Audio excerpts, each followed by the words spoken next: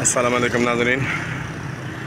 सियालकोट में नमाज़ मगरिब हो चुकी और बाकी लोग भी अपने अपने इलाकों के मुताबिक वक्त को देख के मामलों को देख के नमाज़ मगरिब को अदा करें। ये सियालकोट की इन्फॉर्मेशन है और जो आपसे इम्पोर्टेंट शेयर करनी है। 2 दिन कुछ नमाज के टाइम अपडेट हुए हैं, अप और डाउन हुए हैं, और नमाज फजर की अजान का टाइम भी चेंज हुआ है, वो भी आपसे शेयर करना है। और ये आपकी स्क्रीन में नवीरत का चाँद है।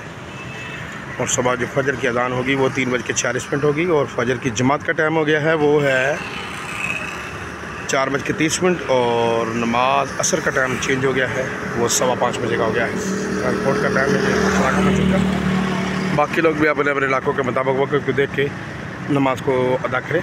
ये सियालकोट की इन्फॉर्मेशन है। कारी नवीद में को सब्सक्राइब करें और हाफ टिकटॉक को शेयर और लाइक करें।